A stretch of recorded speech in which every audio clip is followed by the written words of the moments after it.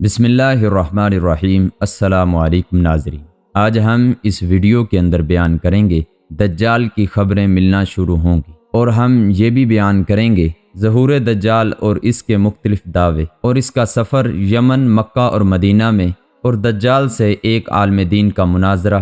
ہم ان ٹاپک پر بات کریں گے۔ ہم نے پچھلی ویڈیو کے اندر حضرت امام مہدی آئیں گے تو آ کر کیا کریں گے یہ بیان کیا تھا۔ آج ہم دجال کی خبریں ملنا شروع ہوں گی۔ حضرت امام مہدی علیہ السلام کی ابتدائی بیعت سے اب تک 7 سال کا عرصہ گزر چکا ہے۔ امام مہدی علیہ السلام ملک کے انتظامات میں مصروف ہوں گے کہ ان تک یہ افواہ پہنچے گی کہ دجال نے مسلمانوں پر تباہی ڈالی ہے۔ اس خبر کو سنتے ہی حضرت امام مہدی علیہ السلام ملک شام کی طرف رخ فرمائیں گے، لیکن جانے سے پہلے اس خبر کی تصدیق کریں گے اور دجال کے نکلنے کی خبر کی تصدیق کے لیے ایک وفد روانہ فرمائیں گے۔ وہ وفد 5 یا 9 سواروں پر مشتمل ہوگا۔ ان سواروں کے متعلق حضور اکرم صلی اللہ علیہ وسلم فرماتے ہیں کہ میں ان کے ماں باپ اور قبائل تک کے ناموں کو جانتا ہوں اور ان کے گھوڑوں کے رنگ تک جانتا ہوں، اور اس وفد میں شامل لوگوں کے متعلق فرمایا کہ وہ روح زمین پر اس وقت سب سے بہترین انسان ہوں گے۔ تحقیق حال کے بعد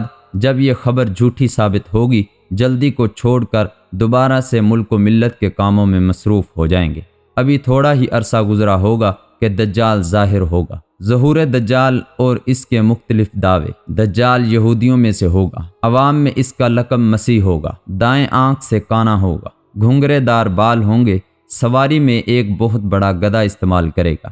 سب سے پہلے ملک عراق اور شام میں ظاہر ہوگا، جہاں وہ نبی رسول ہونے کا دعویٰ کرے گا۔ پھر وہاں سے اصفہان چلا جائے گا۔ اصفہان میں اس کے ساتھ 70,000 یہودی ہوں گے۔ یہاں سے مزید متکبر میں مبتلا ہو کر خدا ہونے کا دعویٰ کرے گا اور چاروں طرف فساد برپا کرے گا، اور زمین میں بہت سے مقامات پر جا کر اپنے آپ کو خدا کہلوائے گا۔ اللہ تعالیٰ لوگوں کی آزمائش کے لیے اس سے بڑے بڑے نادر کام بھی کروائیں گے۔ اس کی پیشانی پر کاف را لکھا ہوگا، جس کی پہچان ہر وہ شخص کر سکے گا جس کے دل میں بھی ایمان ہوگا۔ اس کے ساتھ ایک آگ ہوگی جس کو دوزخ تعبیر کرے گا، اور ایک باغ ہوگا جس کا نام جنت ہوگا۔ اپنے مخالفین کو آگ میں اور اپنے ماننے والوں کو جنت میں ڈالے گا، مگر وہ آگ در حقیقت ایک باغ ہوگا اور باغ در حقیقت آگ کی طرح ہوگا۔ یعنی اس کا یہ سب کچھ صرف لوگوں کا امتحان کے لیے ہوگا۔ اس کے پاس کھانے پینے کی چیزوں کا ایک ذخیرہ ہوگا، جس کو چاہے گا اسے خوش کر دے گا۔ جب کوئی فرقہ اس کو رب مان لے گا تو اس کی سرزمین پر اس کے لیے بارش ہوگی، اناج پیدا ہوگا، اس کے درخت پھل دینے لگیں گے، ان کے مویشی موٹے ہو جائیں گے اور دودھ والے جانور دودھ دینے لگیں گے۔ اور جب کوئی جماعت اسے نہ مانے گی، اس سے بارش، پھل، دودھ اور جانوروں کا بڑھنا بند کر دے گا، اور اس قسم کی بہت سی تکلیفیں اہل حق کو دے گا۔ مگر اہل ایمان کا سبحان اللہ اور لا الہ الا اللہ پڑھنا ہی اس کے کھانے اور پینے کا کام دے گا۔ یعنی اہل ایمان بھوکا اور پیاسا رہنا گوارا کر لے گا، لیکن اس کے دھوکے میں نہ آئے گا اور صبر کریں گے۔ پھر اللہ اپنے ذکر کی حلاوت ظاہر کرے گا، اور اہل ایمان ذکر سے ہی سیر ہوں گے۔ دجال کی شعبدہ بازیاں۔ امام احمد رحمہ اللہ سے نقل کیا ہے کہ اس کے نکلنے سے 2 سال تک پہلے ہی قحط رہ چکا ہوگا۔ تیسرے سال آئین دوران قحط ہی میں اس کا ظہور ہوگا۔ زمین کے خزانے اس کے حکم سے اس کے ساتھ ہو جائیں گے۔ بعض آدمیوں سے کہے گا میں تمہارے ماں باپ کو زندہ کر سکتا ہوں، تاکہ اس قدرت کو دیکھ کر میری خدائی کا یقین کر لو۔ یہ کہہ کر شیاطین کو حکم دے گا زمین سے ان کے ماں باپ کی شکل بنا کر نکلو، تاکہ یہ مجھے خدا تسلیم کر لیں۔ وہ ایسا ہی کریں گے، اور کتنے ہی لوگ اپنے ماں باپ کو سامنے پا کر اس کو سچا مان لیں گے اور گمراہ ہو جائیں گے۔ لیکن جن کے یقین اللہ کی ذات پر ہوں گے، اس نے فرمایا ہے یحیی و یمیت، وہ اللہ ہی زندہ کر سکتا ہے اور وہی مار سکتا ہے۔ فرمایا یوم نحشرہم جمیعا، ہم ہی انہیں قیامت کے دن زندہ کر کے جمع کریں گے۔ جن اہل ایمان نے کتاب و سنت کی تعلیم کے مطابق اپنے ایمان کو مضبوط کیا ہوگا، دجال کے بڑے بڑے کارنامے انہیں متاثر نہ کر سکیں گے، اور وہ ایماندار ان تمام خلاف عادت کاموں کو شعبدہ بازیاں، شیطانیت اور گمراہی اور جادوگری کا نام دیں گے، بلکہ دیگر نشانیوں سے تعین کر کے کہیں گے یہ دجال ہے۔ جس کے سب سے بڑے دھوکہ باز ہونے کی گواہی جناب محمد رسول اللہ صلی اللہ علیہ وسلم پہلے ہی دے چکے ہیں۔ لوگوں کو اپنی قدرتیں دکھاتا ہوا اور کمزور ایمان والوں کو گمراہ کرتا ہوا بہت سے ممالک میں سے گزر جائے گا، یہاں تک کہ وہ یمن کی سرحد میں پہنچ جائے گا تو بد دین لوگوں میں بڑا مقبول ہوگا اور وہ لوگ سب کاموں کو چھوڑ کر اس کے ساتھ ہو جائیں گے۔ صحیح مسلم اور بخاری میں ہے، یہاں سے لوٹ کر مکہ مکرمہ کے قریب مقیم ہوگا، لیکن وہاں فرشتوں کی حفاظت مکہ معظمہ کی ذمہ داری کی وجہ سے داخل نہ ہو سکے گا، پھر وہاں سے مدینہ منورہ کا ارادہ کرے گا۔ صحیح البخاری میں ہے، اس وقت مدینہ طیبہ کے 7 دروازے ہوں گے، ہر دروازے کی حفاظت کے لیے خداوند کریم 2 فرشتے فرمائے گا، جن کے ڈر سے دجال کی فوج اس شہر نبی اکرم صلی اللہ علیہ وسلم میں داخل نہ ہو سکے گی۔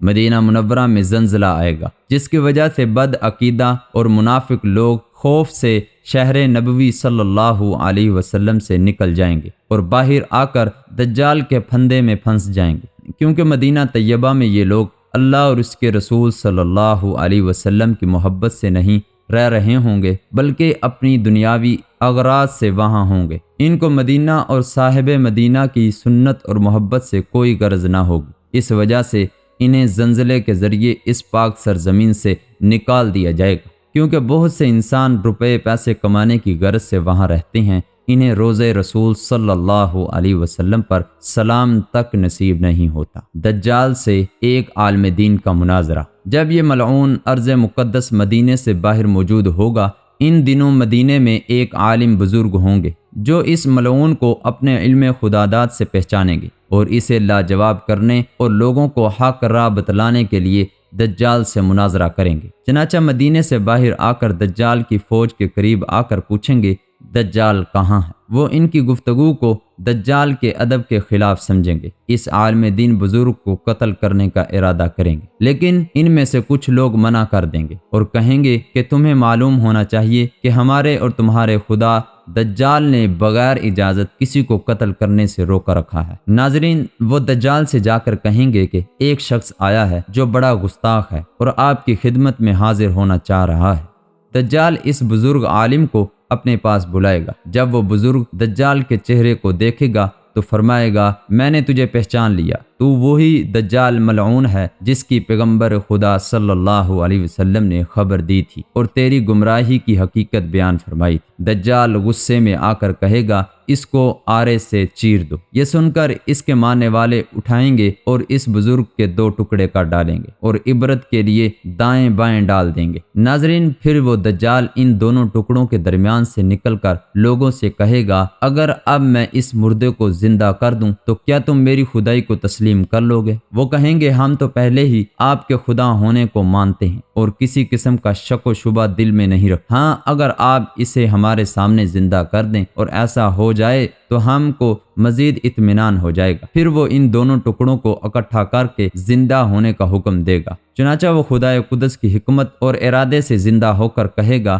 اب تو مجھے پورا یقین ہو گیا ہے کہ تو وہی مردود دجال ہے کہ جس کے لعنتی ہونے کی خبر پیغمبر خدا صلی اللہ علیہ وسلم نے دی تھی۔ دجال اپنے ماننے والوں کو حکم دے گا کہ اس کو ذبح کر دو۔ یہ سن کر اس کے مرید آپ کی گردن پر چھری پھیریں گے، مگر اس سے انہیں کوئی تکلیف نہ پہنچے گی۔ دجال شرمندہ ہو کر انہیں اپنی خود ساختہ دوزخ میں ڈال دے گا، مگر حضرت ابراہیم علیہ السلام کے معجزے کی طرح وہ آگ ان پر ٹھنڈی اور سلامتی والی ہو جائے گی۔ اس کے بعد دجال سے یہ طاقت چھین لی جائے گی اور کسی مردہ کو زندہ نہ کر سکے گا اور یہاں سے ذلیل و رسوا ہو کر ملک شام کا روانہ ہو جائے گا۔ ناظرین، اس کے دمشق پہنچنے سے پہلے حضرت امام مہدی علیہ السلام دمشق پہنچ چکے ہوں گے اور دجال کے فتنے کو مٹانے کے لیے جنگ کی پوری تیاری اور ترتیب دے چکے ہوں گے۔ ناظرین، ہم نے آپ کے سامنے دجال کے فتنے کے بارے میں بیان فرمایا۔ اگر یہ ویڈیو آپ کو پسند آئے، ویڈیو کو لائک کریں، شیئر کریں، کمنٹ کریں اور چینل کو سبسکرائب کریں۔ پھر ملتے ہیں اگلی ویڈیو کے اندر۔ اپنا خیال رکھیں۔ السلام علیکم۔